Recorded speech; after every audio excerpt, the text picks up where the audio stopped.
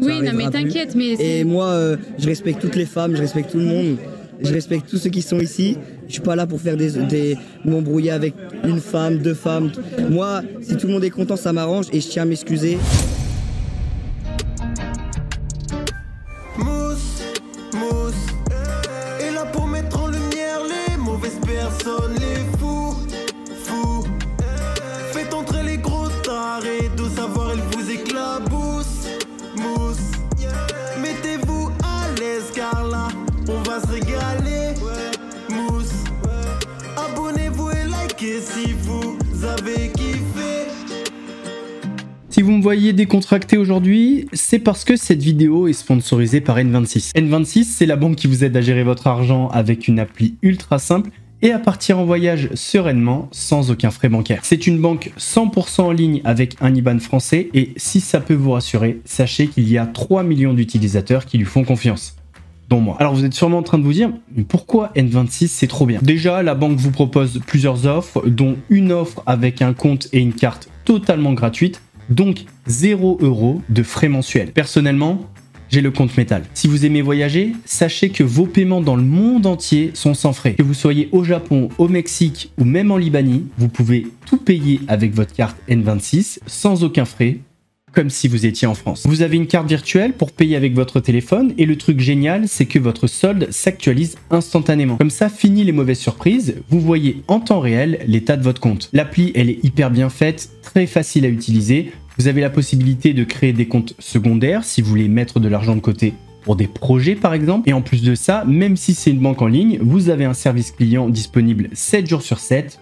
Et en français, évidemment. En ce moment, N26 vous propose 20 € de bienvenue en passant par le lien en description et en tapant le code MOUSSE20. Pour bénéficier de ces 20 €, tu cliques sur le lien, tu ouvres un compte, tu déposes 20 €, tu les dépenses ou tu les retires et N26 va te rembourser ces 20 € sur ton compte sous 7 jours. Et ce qui est top, c'est que l'offre, elle marche même si tu ouvres un compte gratuit.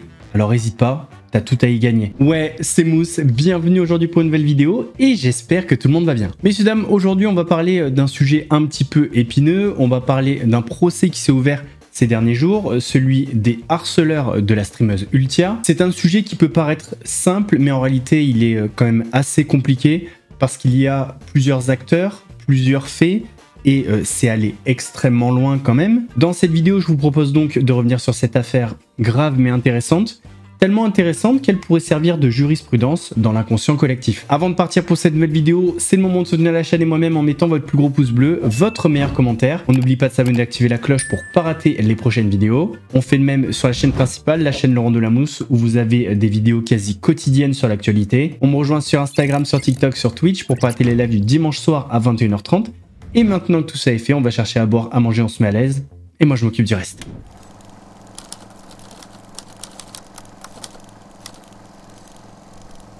Ultia est née à Reims en 1995. Elle grandit dans le sud de la France, plus précisément à Menton. Après avoir obtenu son bac, elle fait un DUT à Nice en 2016, puis enchaîne avec un master en marketing et vente à Lyon. Et c'est pendant ses études, en juillet 2017, qu'elle commence le streaming. À ses débuts, Ultia est un petit peu angoissée par le côté imprévisible du streaming. C'est pourquoi, pour assurer ses arrières, elle devient responsable commerciale de l'éditeur de jeux Capcom. Pendant la période de confinement, elle est placée en télétravail et passe son temps libre sur la plateforme de streaming Twitch. Elle stream de plus en plus et, à son grand étonnement, ça commence à bouger pour elle sur la plateforme Twitch. Son nombre d'abonnés commence à augmenter, les premiers subs et les premiers dons commencent à arriver. Suite à ce succès qu'elle n'attendait pas, Ultia décide en 2020 de quitter son job et de se consacrer à sa passion, le jeu vidéo. A noter qu'elle n'a pas découvert le monde du jeu vidéo pendant le confinement, c'est une vraie passion chez elle et ce depuis l'enfance. Elle a découvert cela grâce à son père et à son frère. Plus jeune, Ultia jouait au jeu Myst avec son père. Et avec son frère, elle a découvert le jeu Super Mario Sunshine. Au fur et à mesure que sa communauté a commencé à grandir, Ultia a cherché des conseils auprès de streamers plus influents dans le milieu. Elle a donc fait la connaissance de Ponce et de Rivenzi, qui n'hésitent pas à la raid et à appeler leurs communautés respectives à aller la découvrir. Ultia joue essentiellement à Animal Crossing, Splatoon et Mario Kart, et elle est considérée dans le milieu du gaming comme une streameuse spécialisée dans les jeux Nintendo. Plus tard, Ultia intégrera la web TV Le Stream, où elle animera différentes rubriques, et en 2020, elle co-animera l'émission Les Amis Bros. Grâce à ses streams, à sa communauté qui grandit et à ses apparitions dans des émissions, Ultia commence à se faire une place dans le milieu du gaming et du streaming français. En témoignent aujourd'hui ses 280 000 followers sur Twitch. Dans le paysage du gaming et du streaming français, Ultia est vue comme une personne engagée et influente. C'est pourquoi elle a été invitée sur le Z-Event 2021 et 2022. Le Z-Event, pour ceux qui ne le savent pas, c'est un événement caritatif réservé aux streamers et créateurs de contenu français. Le but, c'est de récolter un maximum d'argent pour des associations sélectionnées. Par exemple, en 2022, ils ont récolté plus de 10 millions d'euros. Même si tous ces créateurs de contenu et ces streamers étaient là pour la bonne cause, c'est à cet événement que tout a basculé pour Ultia. Alors je vais vous mettre pas mal d'extraits, mais je suis obligé, je peux pas vous recontextualiser, vous expliquer, vous synthétiser ce qui a été dit dans les clips. Il y a trop de choses, d'ailleurs il n'y a pas les mots qui sont prononcés, il y a les gestes, etc. Donc je peux pas les refaire, désolé. Vous allez voir des clips. À cette époque, le youtubeur Inoxtag est en flirt, en date avec une Mexicaine qui s'appelle La Sirène. Il a créé pas mal de contenu autour de ça, il allait au Mexique, il allait en date avec elle à Paris, et en fait, si vous voulez, il a créé un petit peu sa petite télé-réalité amoureuse. Du coup, tu peux t'allonger et tout. Oh non, incroyable. Non mais là, je rêve. Merci. Oh là là, il ramène I love popcorn. C'est incroyable. Oh là, il ouvre la bouteille de Ruinard, carrément. Ah ouais. L'alcool est dangereux pour la santé, à consommer avec modération. Modération. Inoxtag était donc invité au Z-Event 2021, il a invité La Sirène, et c'est vrai que le duo a fait le show. You and me, we are not friends. Yeah. We are friends or we are not friends? Friends, right? Oh my god. Friend? We are friends. We are friends or we are not friends? What are we? Tell me. What are we? Okay, I will take. Sans surprise, l'objectif de ce type d'événement, c'est de récolter un maximum d'argent. Et pour y arriver, eh bien, les streamers, streameuses, créateurs et créatrices de contenu sont là pour animer, divertir toutes les personnes qui seront présentes sur les différents streams. Pour divertir tout ce beau monde, les acteurs de cet événement ont pensé à des jeux, à des challenges, à des défis, à des donation goals. En fait, les donation goals, c'est tout simplement des paliers de dons qui vont débloquer des gages, des défis, etc. Et pour en revenir à Inox, il a décidé pour ce Z-Event d'inviter la personne qui était le plus attendue par sa communauté, La Sirène. Et au vu de l'engouement sur son stream, que ce soit en nombre de viewers ou en dons, il a eu raison de le faire. Sauf que voilà, certaines séquences ont choqué ou dérangé d'autres streamers, streameuses. Alors quand je dis dérangé, c'était peut-être de manière silencieuse, mais la seule qui s'est exprimée à ce sujet-là, c'est Ultia. I'm Luffy. You were born cock. Yeah. So I don't care about you. Alors, what ouais, mais attends, j'étais presque à 170 000, c'est descendu. Tu fais péter les dons? Ouais. Mais non. Si, on Non, mec, fait là, un ça va showcase. être On fait un showcase. À 200 000, on fait un showcase. Comment ça? Bah, je mets la musique, on fait un showcase. Incroyable. Yeah. Incroyable. Yeah. Et à la fin, elle m'embrasse là et je l'embrasse. Hein. Là. En bas là. En bas là. He wants Andrea. again. Yeah. Tu m'embrasses en bas. He asked me for a kiss. He was like, please kiss me. Elle va le dire. Pour Rayonner rayonner dans dans la la France France entière. entière. Inès, Inès, tu as tu as une grosse bite. une grosse bite. Voilà. What did you make me say? Je suis mort. Elle l'a dit. Je suis mort. Je suis mort. Talk with the chat. Talk with the chat. Lis. Right. Les gars, dites-lui des trucs. Elle va lire. Ça fait une petite pause avec Andrea. Vous pouvez lui parler. Vous vous rendez compte, je suis son meilleur date. This is so nice. Je vais pas être son meilleur au lit, hein, je vous le dis. En 2 secondes, c'est terminé. New post. Alors. You know, Rain. Write me in English. Hein? I want to do something, but I Yeah, want to tell ask me. you for your permission first. Voilà, c'est un petit extrait. Le divertissement du coup, côté Inox, situé autour de ce jeu de séduction, du fait qu'elle ne comprenne pas le français, il lui a fait dire des choses qu'elle ne comprenait pas. Après, on lui a dit, ça l'a pas dérangé, mais en tout cas, au moment où elle l'a dit, elle ne comprenait pas ce qu'elle disait. Et qu'on trouve ça drôle ou pas drôle, le résultat, c'est qu'Inox a battu un record de viewers. Alors, certains viewers et vieweuses de la communauté d'Ultia ont très peu goûté l'humour d'Inox, le fait qu'il fasse dire à la sirène des mots qu'elle ne comprend pas, et du coup, ils ont fait remonter ça à leur streameuse, donc Ultia. La streameuse a pris connaissance de ces séquences et elle a elle aussi été choquée et dérangée, et c'est pourquoi elle a pris la parole publiquement sur son stream. Mais non, mais là c'était record de viewers en fait. Bah en fait c'est ça, les records, oui, bah le respect aussi. La meuf elle dit elle s'en fout, mais en vrai je m'en bats les couilles que cette meuf elle s'en foute. Je m'en bats les couilles qu'elle s'en fout cette meuf. Tu crois donc quoi? T'amènes un mec, t'amènes un mec, vas-y, qu'est-ce que je dis? T'amènes un Tunisien et tu le mets à côté de moi et puis je commence à lui faire plein de blagues racistes et je commence à pas le respecter et j'ai mon chat qui est en train de dire ah ouais regarde bah, va manger du couscous machin et mon pote à côté vu que c'est mon pote il dit ah non mais moi je m'en fous c'est ma pote elle peut dire ce qu'elle veut donc ça y a pas de problème, ça c'est bon, on peut, c'est bon, bah c'est pareil sauf que c'est de la misogynie en fait. C'est pareil en fait, sauf que c'est de la misogynie, donc je m'en tamponne en fait. Pour avoir suivi le Z-Event 2021, je vous assure que l'intervention d'Ultia, ça a foutu une mauvaise ambiance, il faut le dire. L'intervention d'Ultia, vous vous en doutez, elle a beaucoup fait parler, surtout sur un sujet aussi épineux. Sauf que le problème, c'est que la communauté d'Inox, elle est très très grosse, et c'est vrai qu'elle est jeune. Du coup, les premiers messages ont commencé à arriver directement sur son chat. Apprenant ça, le youtubeur de 19 ans a directement appelé au calme en rappelant que toutes les personnes présentes étaient là pour la bonne cause, c'est un événement caritatif, et il est même allé plus loin, il est allé voir Ultia et il s'est excusé. C'est tout le monde est fou, merci beaucoup. Incroyable, 17 ans, c'est un truc de fou. Ouais. Berlin. S'il y a quelque chose que tu as mal pris, parce que j'ai vu sur Twitter, on m'a dit et tout.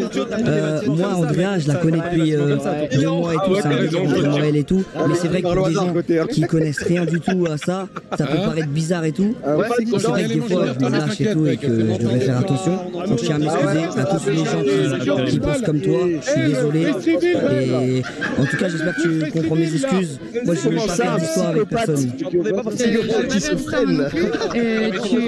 Moi, ce que je veux te dire, et ce qu'il faut que tu comprennes, c'est que parfois les choses dans le privé, ça doit pas partir dans le public comme ça. Parce que là, c'est pas qu'une question entre toi et elle.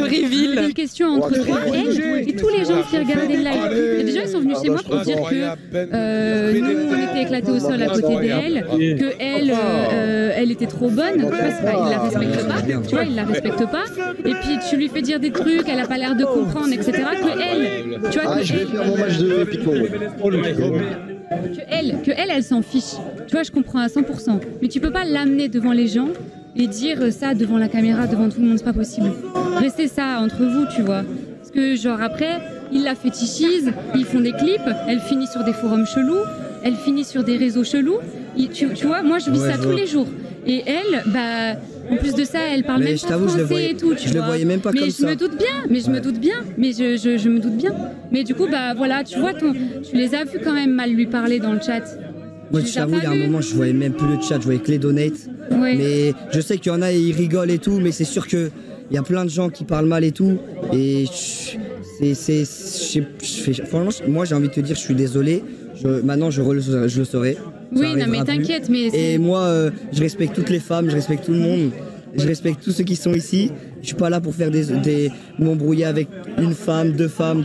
Moi, si tout le monde est content, ça m'arrange et je tiens à m'excuser. Et j'espère que les gens... voilà, au moins, t'as été honnête. Je préfère venir te voir et moi, je comprends mes erreurs. Ah mais en fait, il n'y a aucun problème. Mais voilà, faut juste que tu comprennes que c'est pas que toi et elle. Ouais. C'est pas juste ça. Non mais ça va beaucoup plus loin que ça en fait. Ouais, c'est juste... on en parlera plus tard si tu veux, mais merci, j'apprécie tes excuses. Non mais merci à toi, je suis désolé encore une fois. Mais aucun problème, t'inquiète mec. S'il y a des gens qui viennent te voir et tout, les gars, arrêtez. Voilà, elle a dit ce qu'elle pensait et tout, faut pas porter la haine et je m'excuse. Et venez, on arrête de parler de ça et on profite de la fin de ce Z-Event. Ouais, avec plaisir mec. Merci beaucoup. Cool. T'es la boss. Toi aussi, il n'y a aucun problème. Enfin, je m'excuse à tout le monde en fait. Oui, mais t'inquiète, aucun souci. Ah voilà, yeah. Merci. Oh mais ça je m'y attendais pas par contre. Je vous avoue un truc, j'ai mis du temps à comprendre ce que voulait dire Ultia. Parce que sur le moment, je l'ai plutôt en mode putain mais c'est de l'humour, on peut plus rien dire, pourquoi elle fait ça, etc. Je vais vous raconter un petit peu ma vie, mais j'en ai parlé avec 2 potes de travail aujourd'hui. En fait, J'ai 2 collègues au travail, un Algérien et un Mahorais. Et je peux vous dire qu'on s'en met plein la gueule toute la journée. Les blagues racistes, en veux-tu, en voilà. Sauf que le truc, c'est qu'on n'est que tous les 3. On sait que c'est de l'humour noir, ça nous fait rire, ça ne choque personne, donc tout est ok. Et je vous parle de ça parce qu'aujourd'hui ils m'ont dit, un jour on va enregistrer ce que tu dis, on va le balancer sur les réseaux, et là t'es mort. Et en vrai, bah ils ont raison. Le truc c'est pas tant la blague que tu vas dire, c'est l'auditoire que tu vas avoir en face de toi. Là tu vas faire une private joke à la sirène, vous êtes tous les deux, donc elle est d'accord, elle rigole, toi aussi tu rigoles, il n'y a pas de souci. Sauf qu'en fait, ils sont pas que tous les deux. Il y a des milliers de personnes qui sont en train de regarder. Et dans ces milliers de personnes, il y a des personnes qui vont être choquées par cette blague. Et vous pouvez faire le test. Imaginons, vous passez dans la rue et il y a une personne qui fait une blague sur votre religion, sur votre pays, qui se moque des Français ou peu importe. Vu que vous connaissez pas la personne, vous allez mal le prendre. Pourtant, elle, c'est de l'humour en fait. C'est une private joke, sauf que vous l'avez entendu. Bah là en fait c'est exactement le même cas. En fait il faut juste avoir en tête qu'on est tous différents. Moi dans l'humour tu peux aller extrêmement loin, il n'y a pas de souci avec ça. Mais il y a des personnes aussi qui sont plus sensibles. Surtout en fonction des sujets. Rajoutons à ça le fait qu'Inox a une très grosse communauté, une communauté plutôt jeune qui lui ressemble, hein, il a 19 ans. Et du coup certaines personnes se disent pas ouf le message qu'il transmet à sa communauté. Cette histoire a eu malgré tout des effets pour les 2 streamers et créateurs de contenu, Inoxtag et Ultia. Certains s'en sont pris à Inox pour son humour, pour ses blagues, et d'autres s'en sont pris à Ultia pour sa prise de position. Mais vu que c'est Ultia qui nous intéresse dans cette vidéo, on va évidemment se concentrer sur elle. À l'époque, elle disait plutôt bien vivre la situation. C'est ce que j'ai montré dans le train. J'ai dit oh là là, vachement, je me fais vachement harceler. J'ai montré mon téléphone, j'ai reçu un message d'un mec avec une pépé foot qui avait 15 ans qui disait tu pues. Ça, c'est pas très gratuit. Ne vous en faites pas, je vais bien. Voilà, c'est des petits en fait. C'est beaucoup de petits garçons, donc du coup, ben, c'est pas, ça m'atteint pas en fait. Voilà, c'est des petits enfants, beaucoup. Donc ne vous en faites pas, il n'y a pas de problème. Et sachez que tout le love que vous avez déployé est supérieur à tout le reste. Cet extrait, il la remet dans son contexte parce qu'on n'est que 2 jours après les Z-Events, un événement qui a été une réussite. Donc à mon avis, Ultia était dans l'euphorie. En plus, avec Inox, ça se termine bien. Et à ce moment-là, elle n'a pas encore conscience de l'ampleur du harcèlement qu'elle va subir. Pendant très longtemps, les gens se sont concentrés, ont débattu sur cette question. Quelle est la place de l'humour? Est-ce qu'on a le droit de rigoler? Est-ce qu'Inox était drôle ou pas? Alors que dans le fond, c'est pas ça en fait le vrai problème. Oui, Inox a fait rire ses potes. Oui, Inox a fait rire la sirène. Oui, Inox a fait rire sa communauté. Mais c'était public. Et vu que c'est public, on n'est plus dans la private joke entre Inox et la sirène, et Michou par exemple, et ses potes. On est sur Inox face à des centaines de milliers de personnes. Et vous le savez, déjà quand vous êtes 10 dans une pièce, il y a des sensibilités, des personnalités différentes. Donc imaginez des centaines de milliers de personnes. Et c'est ça en fait qu'Ultia a voulu dénoncer. Ok, tu t'adresses à la sirène, mais tu le fais publiquement. Donc c'est plus une histoire entre Inox et la sirène, ça devient public.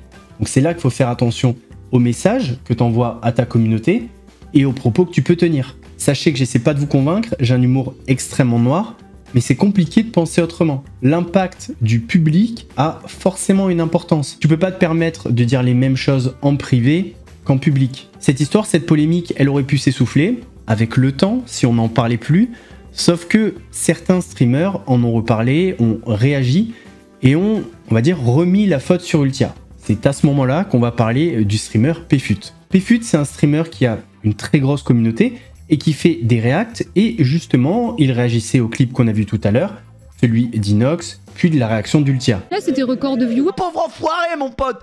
Ça se voit que tu la forces, là. T'es en train de la forcer. C'est vrai qu'elle a l'air vachement forcée, la couse, là. Elle a l'air... T'es presque peut-être même en train d'abuser d'elle, là. Elle est pas d'accord, là. You know, Ray. Ça se voit que tu l'as forcé à faire Mexique CDG, hein. Ouais, oui, Mexique CDG, c'est toi qui lui as fait faire, hein.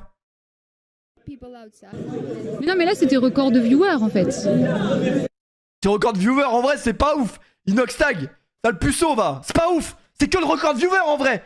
Donc tu peux ramener la sirène, c'est que pas un truc de ouf non plus. Hein? Bah, en fait, c'est ça, les records, oui, bah... Bah oui, les records, ok. Ok, Cristiano, il a mis 17 buts en Ligue des Champions. Mais alors, on s'en fout en fait. Le respect aussi. La meuf, elle dit, elle s'en fout. Mais en vrai, je m'en bats les couilles que cette meuf, elle s'en fout. Parce que c'est une pute en fait. C'est une grosse pute. Ça se voit que c'est une pute. Mais par contre, elle est pas consentante. Je m'en bats les couilles qu'elle s'en fout de cette meuf. Tu crois donc quoi? T'amènes un mec, t'amènes un mec. Vas-y, qu'est-ce que je dis? T'amènes un Tunisien. Et tu Et tu le mets à côté de moi. Et puis je commence à lui faire plein de blagues racistes. Et je Wesh! Mais attends, on joue à Mario Kart là ou quoi? Comment ça? Non mais là on s'écarte totalement du but principal hein. Wesh, il lui a parlé de qui? Il lui a parlé des Mexicains, il a dit quoi sur les Mexicains? J'ai pas compris. Ah, j'avoue, j'avais pas vu cet extrait, je m'en souviens pas de ça. Je commence à pas le respecter et j'ai mon chat qui est en train de dire ah ouais regarde. Oh regardez, on arrive au Mexique, mais personne n'a fait de blague sur le Mexique. À la limite, ça aurait été une Asiate peut-être, tu vois, il y en a, ils auraient dit ouais Schengen, on arrive au Japon. Si on parle du streamer Pfut, c'est pas pour rien. Son nom est cité régulièrement pendant le procès, et justement, l'imitation qu'on a vue, plus d'autres commentaires désobligeants, aurait alimenté un climat hostile et participé au harcèlement d'Ultia. Le Z-Event, c'est la première vague de harcèlement que Ultia a reçue, mais il y en a eu une deuxième. Et la plus grosse vague de harcèlement depuis la première, c'est quand l'event de Amine, le 11 All Stars, a été annoncé. J'ai rien à voir avec cet événement. Je me suis prononcée sur aucun de mes réseaux. Et pourtant, les gens ont inventé des choses à mon propos, ont cru que j'avais critiqué l'événement d'une manière ou d'une autre. Ils ont cru aussi que je déplorais l'absence de femmes à cet événement-là. J'ai rien dit de tout ça sur aucun de mes réseaux. Et ouais, j'ai subi la deuxième plus grosse vague de harcèlement et c'est là que je me suis décidée à porter plainte. C'est vrai et c'est pas vrai. Pour ceux qui ne le savent pas, je pense que je vais pas annoncer de bombe comme ça, mais Ultia est en couple avec un autre streamer qui s'appelle Ponce. Quand Amine a annoncé l'équipe qui allait participer au 11 All Star, Ponce avait tweeté ceci. Vas-y, j'ai hésité à en parler, mais c'est trop important. Vraiment dégoûté de voir du grand gourou du harcèlement et de la misogynie dans cette équipe. On donne de la force à des gens qui attisent la haine et détruisent l'image de la femme. Ras le cul sérieux. Alors même si dans ce tweet il n'a jamais cité le nom de Pfut, il y a des éléments, des indices qui nous laissent fortement penser qu'il parlait de ce streamer. Cependant, ce tweet c'est celui de Ponce, pas celui d'Ultia. Donc pourquoi rendre responsable Ultia d'un tweet de son copain? C'est complètement ridicule. Et pourtant, c'est ce qui s'est passé et ça a été le début de la deuxième vague de harcèlement contre elle. Ultia, elle était très souvent en top tendance sur Twitter parce que sa communauté, celle de Ponce, affrontait celle de Pfut. Et ce conflit venait alimenter le harcèlement à son égard. Donc c'était devenu un véritable cercle vicieux pour elle et c'est pour ça qu'elle a décidé de réagir. Et ouais, j'ai subi la deuxième plus grosse vague de harcèlement et c'est là que je me suis décidée à porter plainte parce que je me suis dit ça s'arrêtera jamais en fait. C'est vrai que j'ai pas pensé tout de suite à porter plainte parce que je voyais pas trop l'issue de cette situation. Surtout que le système aujourd'hui en France pour porter plainte contre harcèlement en ligne est très compliqué. Tu peux décemment pas porter plainte contre des centaines de personnes. C'est un peu difficile à mettre en place. Donc je me suis quand même décidée à porter plainte parce que je savais plus quoi faire. Et je me suis dit bah pourquoi pas tenter ça. En fait j'aurais fait n'importe quoi à ce moment-là pour que ça s'arrête. Donc ok, portons plainte. Pour éclairer cette vidéo et le sujet, je pense qu'il est important qu'on parle de harcèlement et du harcèlement qu'elle a vécu. Mais le mieux c'est qu'elle vous en parle elle. Quand on parle de harcèlement, on parle de l'acte répété. En fait, c'est l'acte de répétition qui est important quand on parle de harcèlement. Donc parfois, il y a des personnes qui se cachent derrière le « oui, mais on ne peut plus donner son avis ». Mais en fait, ça n'est pas le fait de donner son avis ou non. Je sais, comme tout le monde, qu'on ne peut pas aimer tout le monde. Et je sais très bien que je suis pas forcément aimée de tous. Mais vraiment, ça peut être d'une insulte sexiste type « retourne à la cuisine » jusqu'à des menaces de mort et des menaces de viol. Et aussi, et ça, je sens bien que les personnes ont un peu plus de mal avec la nuance, mais ce qu'ils appellent les blagues. Et en fait, c'est justement là que le caractère du harcèlement est important, c'est qu'en fait ce ne sont plus des blagues à partir du moment où c'est repris par des dizaines de milliers de personnes plusieurs fois pendant un laps de temps très long en fait. C'est simple, je pense que j'ai dû au moins bloquer 4000 personnes sur Twitter, donc il y a quasiment autant de messages en fait. C'est des milliers de messages. Au final, dans cette plainte, il n'y a que les messages des 3 dernières semaines. Mais ça fait 1 an que ça dure. C'est fou. En vrai, c'est fou. Mon dossier fait entre 600 et 800 pages, tellement il y a eu de messages envoyés. Ce qui est déplorable, c'est que du sexisme banalisé sous forme de blague conduit à des dérives sexistes comme des menaces de viol et des menaces de meurtre. C'est ça que j'aimerais que les gens comprennent. Et franchement, faut soit être très con, soit faire exprès pour pas comprendre. Alors dans cette affaire, les enquêteurs ont identifié 700 harceleurs, mais seulement 4 seront jugés au procès. On a par exemple Nazim, qui est l'auteur de propos sexistes à caractère sexuel. Il lui a dit par exemple « Tu aimes les chibres, c'est clair, tu montres ta vraie nature de cochonne ».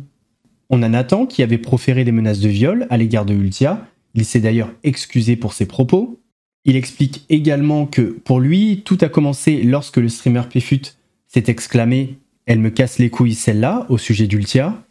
On a également Edis qui, lui, avait tenu des menaces de mort. À la barre, un accusé ne viendra pas, 2 jeunes et un quarantenaire avec des problèmes psychologiques qui a déjà été condamné pour harcèlement sexuel en ligne. Il s'est d'ailleurs emporté après plusieurs heures d'audience. Ses parents criaient stop, il est malade, il a été évacué après une scène violente. Et cet homme-là, justement, avant cette scène, ne comprenait pas pourquoi il était là. Il n'arrêtait pas de répéter que lui n'avait pas menacé Ultia, mais en tout cas, il a envoyé des messages à caractère sexuel envers la streameuse. Les 2 jeunes vingtenaires, eux, ont proféré des menaces de viol et de mort. Ils se sont notamment excusés, un dit avoir très honte, mais disent que c'était sur le coup, ils avaient été influencés, qu'ils n'avaient pas conscience de faire partie d'une vague de harcèlement. C'est justement ce que dit l'avocate d'Ultia, que c'est grave de faire partie d'une vague de harcèlement et que ce procès aura une portée sociétale. Un des intérêts de ce procès, c'est de statuer si Ultia a été harcelée ou pas. Personnellement, je vais vous dire que oui, et si vous pensez le contraire, c'est peut-être la preuve que vous détestez fortement Ultia, ou que vous êtes d'une énorme mauvaise foi, mais pour moi c'est impossible de nier le harcèlement. Mais l'autre très gros intérêt du procès, c'est la responsabilité des streamers et des créateurs de contenu. Et si la responsabilité des créateurs de contenu est venue sur la table, c'est parce que les accusés en ont parlé. Et d'ailleurs, je trouve que le streamer Ponce en a très bien parlé à la fin. Je suis pas toujours d'accord avec lui, mais je trouve que sur ce point-là, il a très bien parlé. La responsabilité est quasiment totalement sur les créateurs de contenu parce que, en fait, la réalité, c'est que tu ne vas pas aller... Enfin, je me mets à la place d'un harceleur. Tu ne vas pas aller harceler quelqu'un comme ça si tu n'as pas un élément déclencheur. Si jamais tout le monde dit tout va bien avec cette personne, laissez-la tranquille, il n'y a pas trop de raisons. Ça va arriver peut-être 1, 2, 3 messages, j'en sais rien, mais pas des centaines de milliers, certainement pas. Et en tout cas, là, on l'a entendu, c'était le dénominateur commun des personnes qui étaient accusées aujourd'hui, c'était des streamers. C'était sous l'impulsion d'un streamer qui regardait, qui disait « Oh, elle fait chier, ou j'en sais rien ». Et notamment d'un streamer, oui. C'est un peu le problème, c'est que les gens, à partir du moment où ils l'ouvrent, ils vont recevoir des avis contraires, voire des insultes, etc. etc. Donc, en fait, la prise de risque, elle est dans le fait de défendre les gens. Parce que défendre les gens, c'est se mettre d'autres à dos. Ne rien dire, c'est se mettre personne à dos. Et c'est un peu ça, la réalité. Et donc, en fait, pour moi, c'est vraiment quasiment que de la responsabilité des créateurs et créatrices de contenu de faire en sorte que tout le monde se comporte bien avec tout le monde. Le problème, c'est qu'il y en a qui le font, mais après la guerre. Et c'est facile de dire « n'harcelez pas ». Donc en fait, ça se passe beaucoup plus loin. C'est-à-dire qu'il faut arrêter de constamment réagir à ce que font les autres. C'est l'humour qu'on faisait quand on était à l'école primaire. Et c'est, je veux dire, on peut faire rire les gens autrement qu'en en dénigrant d'autres, quoi. Donc en fait, pour moi, il ne vient pas dans le fait... Enfin, ça ne va pas se calmer parce que des créateurs et créatrices vont dire « n'harcelez pas ». Non. Ça va se calmer si des gens arrêtent de dénigrer d'autres personnes constamment en live, en donnant des noms ou en mettant des lives ou en faisant des réflexions.